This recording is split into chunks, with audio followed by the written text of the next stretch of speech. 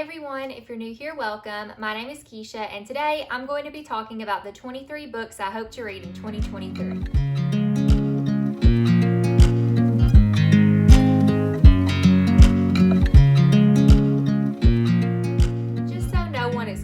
Here, I'm obviously going to be reading more than 23 books this year. In the past couple of years, I have been blessed with the opportunity to be able to read over 100 books each of those years. So I do hope to read more, but these are more like 23 books that I really would like to prioritize. They are all books that are on my physical TBR, and they are books that I really want to get to this year. Let me go ahead and tell you how this video is going to be set up. You might have already seen my 22 books for 2022 recap video, and in that video I let you guys cast your vote for what book that I did not read on that list from last year that I would be reading for my 23 books for 2023. So the first book we will talk about today is going to be the book that won that vote, and I will say it was very, very close. Next, we will move into some books that my friends have chosen for me to read this year. So I had 9 friends and then my husband pick a book for me, and so those will be on this list. And then the other books are all books that I've chosen myself, and I will get more into detail when we get to that portion of the video. The first of my 23 books is going to be the one that you guys voted for in my previous video that you wanted to see me read that I did not get to last year. It was very close. Coming in second was The Unhoneymooners by Christina Lauren, but coming in first place was Nevermore, The Trials of Morgan Crow by Jessica Townsend. Yes, it is like to everyone's shock, including my own, that I have not already read this. As someone who really loves middle grade books and spooky middle grade especially, not that this is necessarily spooky, but it has some magical elements that I feel like I would really enjoy. I think it's kind of shocking that I haven't read this yet. I have started it a couple of years ago, and I can't remember why I put it down. It was no fault of the books. It was just something going on in my life that caused me to put it down, and I just never picked it back up. So this will be the year that I do start and finish Nevermore, at least the first book in the series. Now we're going to move into book 2 and the books that my friends have recommended for me to read. Now, Olivia from Liv's Library really wants me to read Nevermore, and that was her pick, but I did let her know that the audience chose for me to also read that, and I had another book in mind that I wanted to add to my list. It is also a book that was on my list last year that I did not get to, and so I was like, I'm just going to say that you want me to read both of these because she definitely really wants me to read them both. So the first one was Nevermore, and then the second one is Rules for Vanishing by Kate Alice Marshall. This was on my 5-star predictions for last year, and I did read in a try chapter video the first chapter of this book, and I really think that I'm going to like it, especially paired with the audiobook. It is a spooky YA book. I don't really know what it is, maybe fantasy, but I know it's paranormal, and I'm really excited to read it. I think I'm really going to enjoy it, so this is going to be Olivia's pick. The next book was chosen by my husband, and let's just be honest, like when you ask your husband to pick a book, do they really like go into detail thinking about what you like to read, what you might be interested in reading right now, and all of those fun things that you wish they would? Probably not. So I had Will pick a book for me, and when I asked him why he picked it, he said, because I got it for you for Christmas. So I'm going to be reading A Wilderness of Stars by Shea Ernshaw, and I'm really excited that he picked this one because it is already on my January TBR, so hopefully this will be a pretty immediate check off of this list. This is a sci-fi fantasy young adult book by one of my favorite authors. Shea Ernshaw is an autobi author for me. I've really enjoyed all of her books, especially because of her atmosphere. She just does that so well. This one seems a little bit different than some of her other books that have come out, so I'm really excited to see if I enjoy this one too. Next, we have my pick from my friend Gabby from Gabbing About Books, and she wants me to read People We Meet on Vacation by Emily Henry. I just got this book last year after I read Beach Read, and that was my first time reading an Emily Henry book. I did really enjoy it. I gave it 4 out of 5 stars. She does have a little bit of smut in her books, which isn't my favorite thing as someone who loves clean romances, but this book is a friends to lovers trope, which is one of my favorites, so I'm really hoping to love this one. I feel like I will. Even if there's a little bit of smut, I can get through it. It just depends on the level of it, how much of it, all that fun stuff. But I think this will be a great read for me to pick up this summer. Next, my friend Gwen from Gwendolyn Kinsinger chose for me to read One True Loves by Taylor Jenkins Reid. This comes as no surprise to me, as Taylor Jenkins Reid is her favorite author of all time, and I've really been itching to read more of her backlist. I have read a couple of her books. Most of them have been her newer books, but I think I'm really going to like her backlist. Last year, or I think it was the year before last year, I read After I Do by her, and I absolutely adored it. This one I think I'm going to love too. It's about this woman who, I think her husband was presumed dead. He got in a plane crash or something. He was gone for this long extended period of time. And then she ends up getting engaged to this new man when her husband reappears. And it's like, what does she do? Like, her husband that she was married to, that she presumed dead and grieved, is now back. And now she's getting engaged to this new man that she loves. Like, what would you do in that situation? So I'm definitely really excited to read this one, and it's probably another one I will pick up this summer. Next is another Taylor Jenkins Reid book that was picked by my friend Rachel. She's from, on Instagram, Happy Go Lovely Sleeves. I think over here on YouTube it's Happy Go Lovely Reads, but I'll make sure to link the correct account down below in the description. So Rachel chose Maybe in Another Life, and I'm also really excited to read this one. This is another of Taylor Jenkins Reid's backlist. This is more of a story about the choices we make in life and how they affect it. This shows two different scenarios of our main character and what her life looks like, and how falling in love looks in different scenarios of her life. And I think it kind of explores what a soulmate is and if there can be more than one and different things like that. So I'm really excited for this one too. The next book was chosen by my friend Elizabeth from Ponytails and Paperbacks, and I'm pretty sure she hates me because this is from my 22 books from 2022 that I did not read. And this is also just one of those books that I feel like I own, and I'm like, oh, if I get to it, that's fine, but if I don't, I don't. But, you know, everybody needs a little class in their life every now and then, so let me just hold on to it. So that's Frankenstein by Mary Shelley, and I do really need to read this, and I know Elizabeth loves me. I just think it's hilarious that she picked this book because it's probably, like, I do want to read it. I own it for a reason. I don't own any books that I don't want to read. They're just definitely some I look forward to more than others. But that's what I have lovely friends for, to tell me not only to read it, but Elizabeth said she would do a reread of it with me so she could kind of relive it and talk to me about it as well. And it is pretty short, but it is a classic. I'm definitely nervous about it. I hope that I love it, but I just don't know. Like, I have a very mixed relationship with classics. I tend to like children's classics more, but it will be nice to finally be able to go through Frankenstein, especially with a friend. Then I asked my friend Kendall from Bookphoria to choose a book for me, and I'm not gonna lie, I really wasn't surprised at what she picked because I feel like she's trying to get everybody to read this book, especially this year if any of our friends haven't read it yet, and that is Caraval by Stephanie Garber. This is the first book in a fantasy trilogy that is young adult, which I don't read a lot of anymore, series or fantasy or young adult or anything like that. So this is definitely a scary book to have on my shelves, but it is one that I have started like the first couple of chapters a few times just to see if I thought I wanted to keep it on my shelves. And every time I would start it, I would be like, oh man, I really want to keep this. I think I would like it. But I never continue on in the moment. So I'm really hoping that I'm going to enjoy this one. It is centered around this game and this, like, I don't know, maybe a carnival or a circus or something like that. One of these sisters gets kidnapped and the other one is like playing this game to try to rescue her or something like that. Anyways, I'm really excited to read it, and hopefully this will be a fantasy book that surprises me and one that I really enjoy.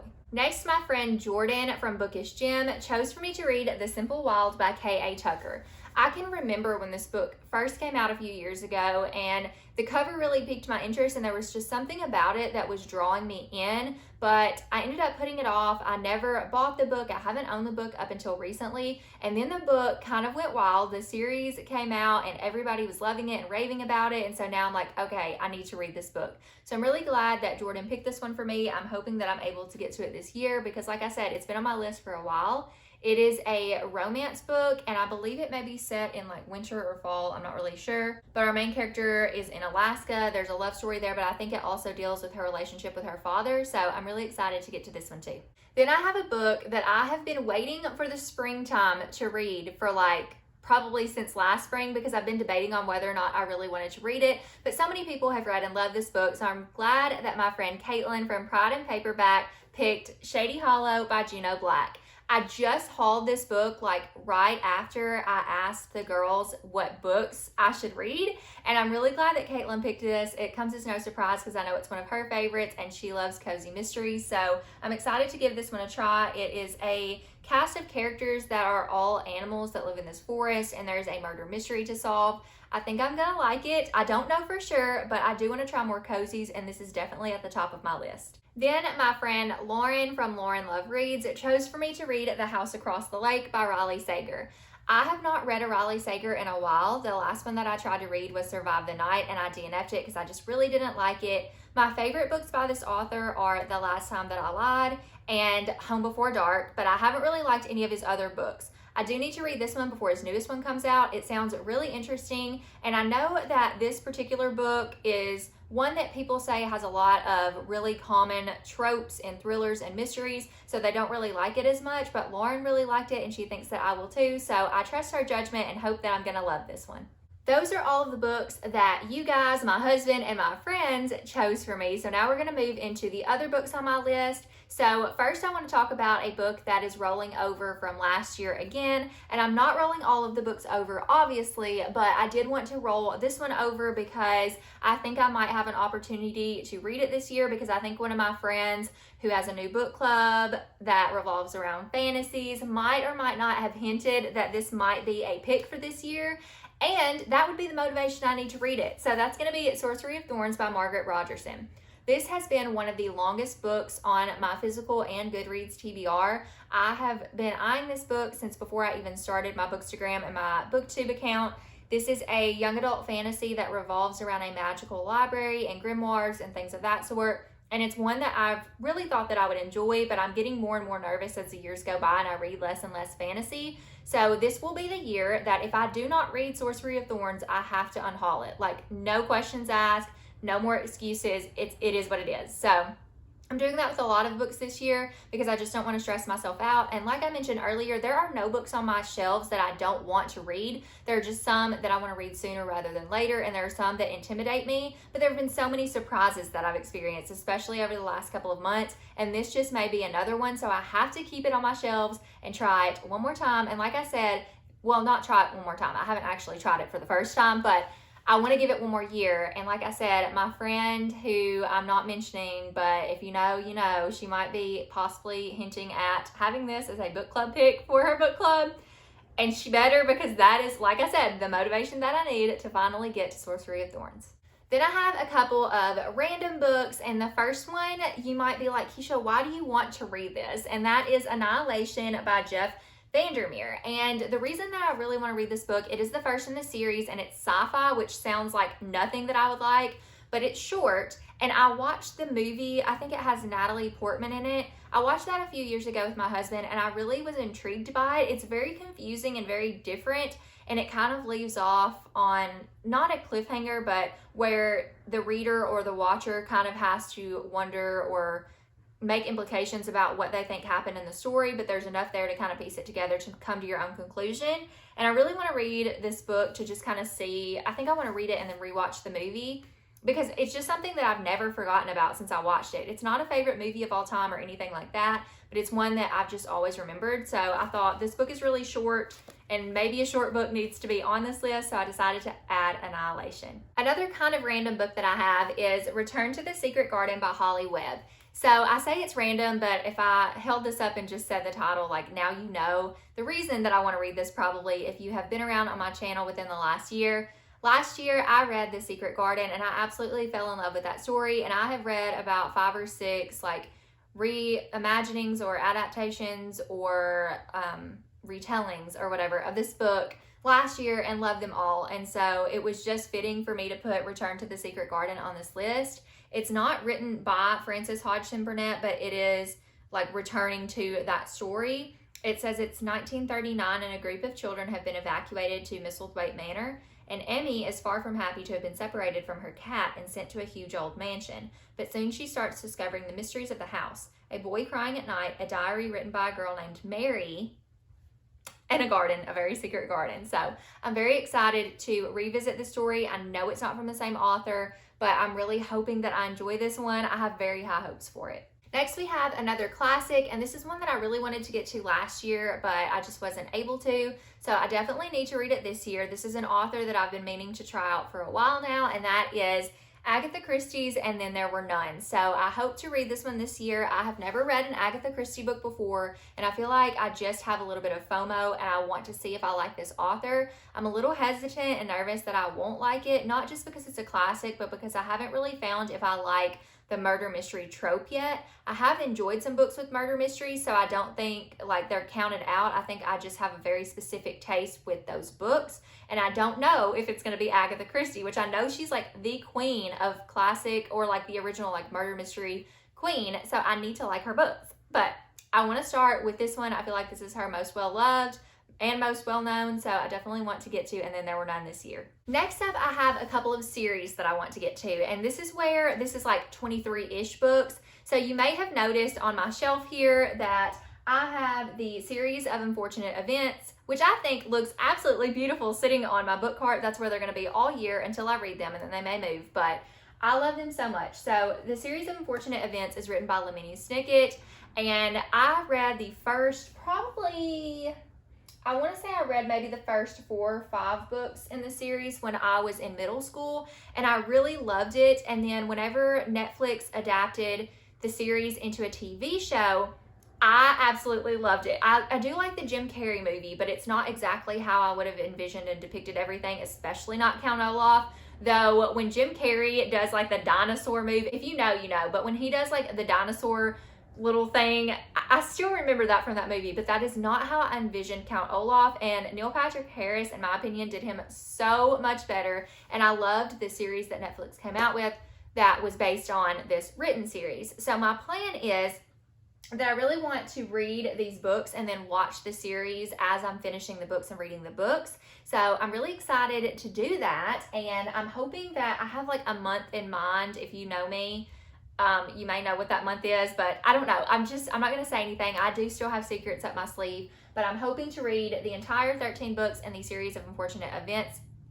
I was about to say trilogy. Why do I do that when I talk about series? Because probably I don't want to read more than a trilogy. But these books are, yes, it's a lot of books, but they're short, they're middle grade, and I think it's going to be a really fun time to revisit a story that I really love, even though it's unfortunate. Continuing on with the theme of either starting or finishing series this year, it is time for me to read Bridge of Souls by Victoria Schwab. This is very bittersweet for me because I've put it off for so long. This is the 3rd and final book in the Cassidy Blake series. That is a spooky middle grade series that I've absolutely fallen in love with for multiple reasons. I found this series when I was first getting into spooky middle grade. I also love that Victoria Schwab includes, it's in her paperback, it's not in her hardback, so I definitely need to get the paperback of this one like I have of the others. I actually have 2 copies of all of these books, so I have a problem, but it's fine. She has like these little bits and pieces of history and pictures of places that are talked about in these stories, of the different places that Cassidy visits as her family's ghost hunting, and she is like coming in contact with these different ghosts and stuff. So I really love this series, and I've not wanted it to end. The author said that she may do these books in arcs of 3, so there is potential for more to come, but it will be a few years down the road because she has some other projects she's working on. So I do need to finish this one this year. It is very bittersweet, but if I put it off any longer, I'm just going to forget about it. So this is the time. Another series I would like to continue with this year is the Spellbound Paranormal Cozy Mystery series by Annabelle Chase, and the second book is Doom and Broom. You guys may remember that I read A Curse of the Day last year. It was my first cozy mystery, and I rated it 4 out of 5 stars. I loved it so much. This series really reminds me of like Halloween Town and Harry Potter a little bit, and maybe even a little bit of Sabrina the Teenage Witch. It is so cute and so good. It's like a cozy fantasy, I guess, a little bit, just because it is set in Spellbound, which is full of magical creatures. I love it so much. So if you like cozies or cozy fantasies, I know a lot of people have been reading Legends and Lattes, and I have not read that, so I can't accurately compare them, but I know that's a cozy fantasy, and I feel like this is kind of a cozy fantasy as well. So I don't know, maybe it would be one to try and pick up. Okay, we're gonna move away from series now and talk about authors that I want to revisit this year. So I have a new favorite author, in case I have not told you guys yet, because I probably haven't, because it's kind of a new thing. I still love Jennifer McMahon. She is still one of my favorite authors, but Sally Hepworth has really taken the cake. I have read 3 of her books, and I have loved every single one of them, and it has been a complete shock to me that I love her books, because typically I don't like contemporary, domestic thriller, character-driven stories, but her books are so good. They are marketed as thrillers. I do not think they are thrillers. If you want to know the honest-to-God truth, like, they are domestic, maybe suspense. They read more like a contemporary story. They have lots of representation for underrepresented individuals in society. Some of her books deal with different mental health disorders. Some of them deal with Alzheimer's, a loss of a loved one, abuse, all kinds of different things. So I think if any of that interests you, definitely pick up her books. But I want to read more from her, so I have one of her backlists on this list, and that is The Things We Keep by Sally Hepworth. This one is going to delve into the story of a 38-year-old woman who has developed early onset dementia. And I cannot imagine being 38 years old and having this already happening. It's kind of scary because I'm going to turn 30 this year, and just to think like in 8 years this could be me. Not that I'm like worried about it, because I'm sure it's probably a little bit more rare for that to happen at an early age, but even the thought of it just terrifies me and breaks my heart. So this woman ends up being sent to a facility to help care for her, and she meets this guy there that is her age, and they start to fall in love, and then their parents end up separating them. But there's this lady that works at this facility who is doing absolutely everything she can to keep these two together. And I feel like this book is really going to rip my heart out, stomp on it, and then put it back together again. I don't even know. It just sounds so good, and I'm really excited to read more from this author. The next author I want to revisit is Courtney Walsh, and this is Merry Xmas.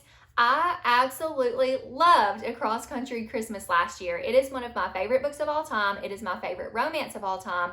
I love Courtney Walsh's writing style. I love her stories. I love her banter. I love that she kind of puts a little bit of faith into the stories as well without overkill, and it's just so stinking good. So I'm so excited to read another Christmas book from her. This one is Merry Xmas. I do have another of hers on my list this year as well, but this is the one that I own currently. So I want to read more from this author. She does clean romances that I really enjoy, and so I'm excited to kind of dive into more of her books and see if I can enjoy some more.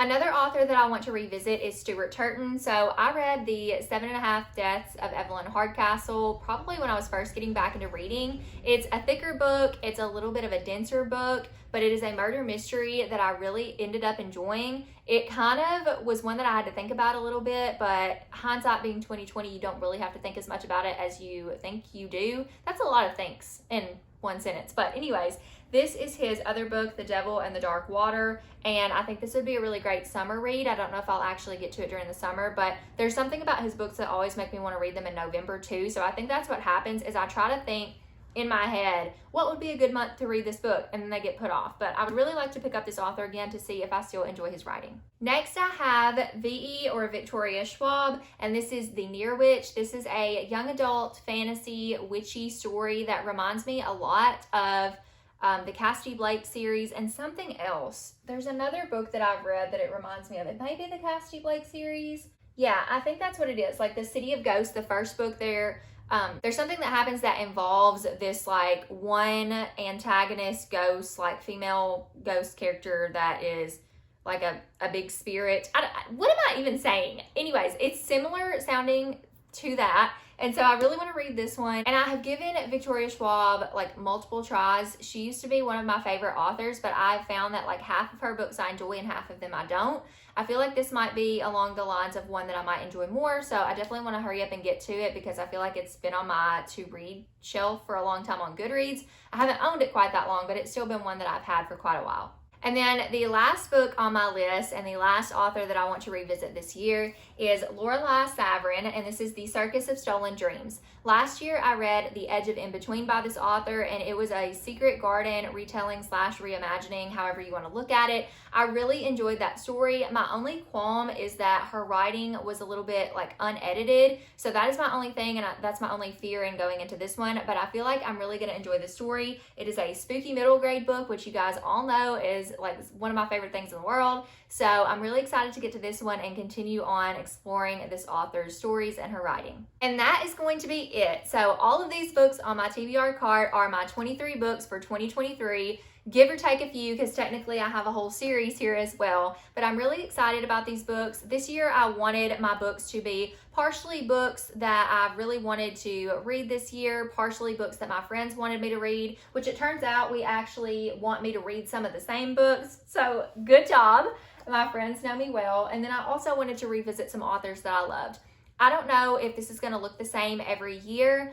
Some years I may just decide not to do this. Who knows? Next year I may even think like I'm only going to put books on this list that I absolutely really want to read right now, because obviously some of these are ones that I still want to read but I'm just not anticipating as much. So I kind of have a little bit of a mix, but I'm really excited and thrilled with this list. You'll have to let me know in the comments down below which books you think I should prioritize. Obviously, if you are one of the friends who chose a book for me, you want me to prioritize your book, but you can still scream at me in the comments and tell me to anyways. Some of these I will be reading at specific times of the year, like during middle grade March or during summertime or maybe during fall. I have like special seasons in mind for some of these books, but I do have a list of these books and I even have some months written down by some of them that I'm expecting to read them. So hopefully that will help me stick to it, stick to a schedule. I'm a planner. I love scheduling, so this is one of my favorite things. With all that being said, I really appreciate you guys. Go ahead and leave a book stack emoji down below, because I'm going to get to these books this year. We are going to have a better recap in 2024 for this year's books than we did this year, given it wasn't horrible. I did read some, but I will go ahead and link that 22 books for 2022 recap down below in case you missed it. But like I said, go ahead and leave a book stack emoji as just your way of saying, you've got this, you can read all the books, I believe in you. But as always, I appreciate you guys so much. I love you all, and I'll see you in my next video. Bye, friends.